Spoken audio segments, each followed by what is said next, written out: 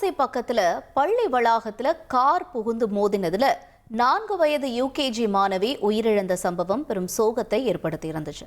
பள்ளி நிர்வாகம் மேல நடவடிக்கை எடுக்க கோரி குழந்தையினுடைய உறவினர்களும் பெற்றோர்களும் செங்கோட்டை கொல்லம் தேசிய நெடுஞ்சாலையில சாலை மறியல்ல ஈடுபட்டதுனால பதற்றமான சூழலும் நிலவியிருக்கு. கள நிலவரத்தை விவரிக்கிறார் எமது செய்தியாளர் ராமசுந்தரம். தென்காசி மாவட்டம் கடையநல்லூர் அருகே உள்ள பள்ளியில யூகேஜி மாணவி, அதாவது யூகேஜி படிக்கக்கூடிய சிவயாழினி என்ற மாணவி நேற்றைய தினம் பள்ளி வளாகத்தில் நின்று கொண்டிருந்த போது எதிர்பாராத விதமாக கார் மோதி விபத்து ஏற்பட்டு மாணவி சம்பவ இடத்திலேயே உயிரிழந்தார். இந்த சம்பவம் தொடர்பாக பகுதியில் உள்ள பொதுமக்களும் பெற்றோரும், அந்த மாணவியுடைய பெற்றோரும் தொடர் போராட்டத்தில் ஈடுபட்டு வந்தார்கள். நேற்று மாலை முதலே தொடர் போராட்டத்தில் ஈடுபட்டு வந்த நிலையில சுமார் 20 மணி நேரத்திற்கு மேலாக தென்காசி மதுரை சாலையில நெடுஞ்சாலையில மிகப்பெரிய அளவிலான போராட்டத்தில் ஈடுபட்டார்கள். சாலை மறியல் போராட்டமானது சுமார் 20 மணி நேரத்தை கடந்தும் நடைபெற்றது. பகுதியில் இருக்கக்கூடிய போக்குவரத்து உடனடியாக நிறுத்தப்பட்டது. அதாவது தென்காசியிலிருந்து சங்கரங்கோவில் வழியாக செல்லக்கூடிய அனைத்து போக்குவரத்துமே நிறுத்தப்பட்டது. சுமார் 30 கிலோமீட்டர், அதாவது இந்த போராட்டம் நடைபெற்ற இடத்தை சுற்றியுள்ள 30 கிலோமீட்டருக்கு முன்னாடியே போக்குவரத்து நிறுத்தப்பட்டு பேருந்து உள்ளிட்ட போக்குவரத்து அனைத்துமே மாற்றுப்பாதையில் இயக்கப்பட்டது. இந்த நிலையில தொடர் போராட்டம் நடந்து வந்த சூழல்ல சாலையிலேயே கொட்டகை அமைத்து தொடர் போராட்டத்தில் ஈடுபட்டு வந்த பொதுமக்களோடு வருவாய்த்துறை அதிகாரிகளும் காவல்துறை உயரதிகாரிகளும் தொடர் பேச்சுவார்த்தை நடத்தினார்கள். அந்த அவர்கள் வைத்த ஒரே கோரிக்கை, அந்த மாணவியினுடைய உயிரிழப்பிற்கு காரணமானவர்கள் மீது கொலை வழக்கு பதிவு செய்ய வேண்டும் என்ற ஒரே கோரிக்கையை முன்வைத்து தொடர் போராட்டத்தில் ஈடுபட்டார்கள். இந்த நிலையில தான் அந்த காரை ஓட்டி வந்த நபர், அதாவது ராம்காந்த் என்ற நபரை பிடித்து போலீசார் தொடர் விசாரணையில் ஈடுபட்டார்கள். அந்த தொடர் விசாரணையில் ஈடுபட்ட போது பல்வேறு தகவல்களும் வெளியே கசிக்க தொடங்கியது.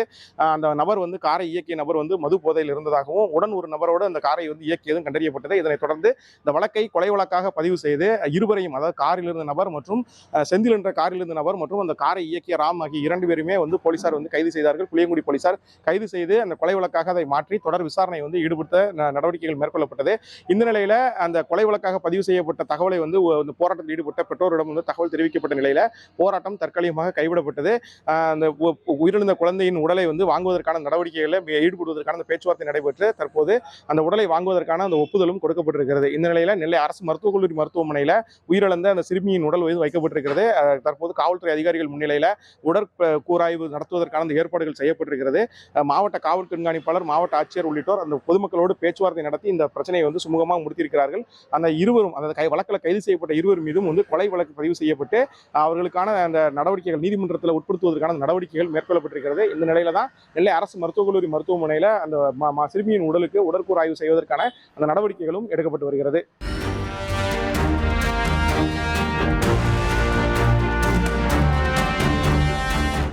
ஒரு கோடியே 27 லட்சம் மனங்களை வென்ற தந்தி டிவி யூடியூப் சேனல். தவிர்க்க முடியாத தம்ப்நெயில்ஸ், கலக்கலான கான்டென்ட்ஸ். நீங்களும் இந்த குடும்பத்தில் இணைய இப்பவே சப்ஸ்கிரைப் பண்ணுங்க.